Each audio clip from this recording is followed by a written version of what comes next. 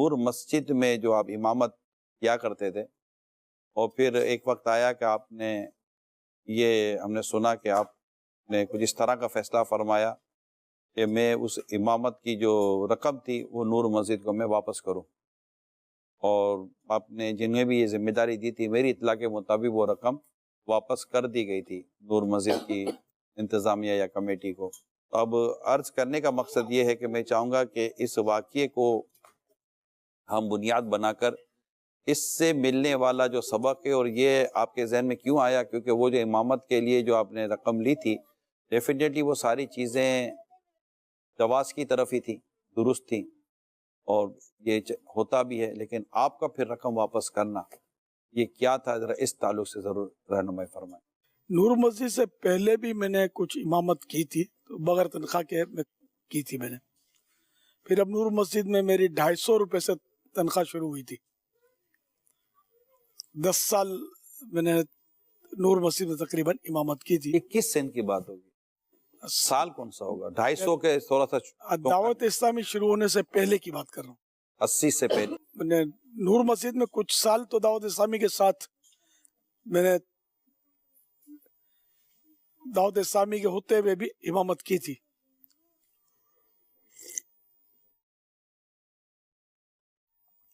تو اب یہ کہ 250 سے چلی اور آخر تک میری تنخواہ 700 روپے ماہانہ ہو گئی تھی۔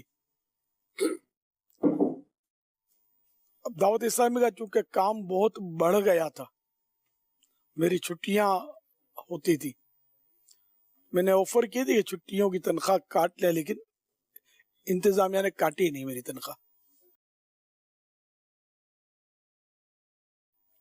اب یہ کہ مسئلہ تو یہی ہے کہ عرف سے ہٹ کر اگر چھٹیاں کرتے ہیں تو کٹوتی تو کروانی ضروری ہے، کیونکہ کمیٹی بھی ادھر جیب سے دیتی نہیں ہے، تو ان کا بھی یہ ذمہ داری تھی کہ وہ کٹوتی کر لیتے۔ خیر، تو وہ اس وقت مطلب جو کچھ ہونا تھا وہ ہوا۔ پھر بعد میں مجھے بس یوں ہوا کہ میں نے یہ تنخواہیں کیوں لی، میں بس فی سبیل اللہ امامت کرتا، لیکن اب جو ہونا تھا وہ تو ہو چکا تھا۔ میں نے اپنی بڑی بہن سے بات کی، ہم نے سب نے مل کر کھایا ہے، آپ میری ہیلپ کریں، تو انہوں نے پھر وہ پوری رقم مجھے 83,000 یا پتہ نہیں اتنی کچھ 80,000 کے کچھ اوپر ایسا کچھ ہم نے بنایا، کچھ زیادہ رقم دی ہم نے کہ اتنی تنخواہیں ہوں گی۔ اب 250 سے چلی، پھر 300 یا 350 ہوئی، 250 کے بعد یہ 400 500 اس طرح 700، تو اینڈ بھرا کر تو اب یہ بھی یاد نہیں تھا کہ کتنا عرصہ کتنی تنخواہ تھی۔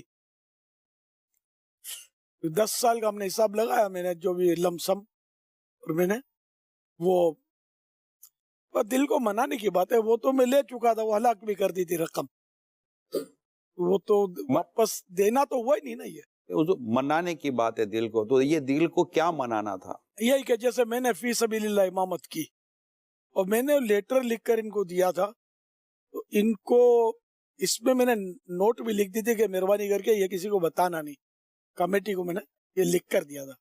اور کمیٹی بہرحال وہ یہ بھی ایک پلس ہے کہ 10 سال میں نے وہاں امامت کی، اور کمیٹی الحمدللہ مجھ سے محبت کرتی تھی، ان سے ناراضیاں کر کے میں نہیں نکلا تھا، وہ بھی دیکھتے کہ دعوت اسلامی کی وجہ سے چھٹی ہو رہی ہے۔ یوں مطلب یہ کہ ہماری ترکیب میری الحمدللہ مدینہ تھی، کمیٹی سے ترکیب، تو وہ انہوں نے وہ اس کی فوٹو کاپیاں تقسیم کی میرے لیٹر کی، یہ مجھے کسی نے بتایا۔ اب یوں مطلب یہ کہ اب بات وہ آ گئی بازار میں، اب آج آ گئی مدنی چینل پر آپ کے توسط سے، تو یہ سب یہ کہ خواہش کہ میں دین کی خدمت جو بھی کروں فی سبیل اللہ کروں۔ مسجد کی امامت جائز تو ہے؟ جائز ہے، تنخواہ جائز، تنخواہ جائز ہے۔ مدنی چینل پر جو میں بولتا رہتا ہوں اس کی بھی اجرت جائز ہے، آج تک تو نہیں لی الحمدللہ۔ اب آخری عمر میں کیا دوں گا، نہ میرے بیٹے نے کبھی لیے الحمدللہ، نہ آپ نے لیے۔ یہ کہ جس کا عمل ہو بے غرض اس کی جزا کچھ اور ہے۔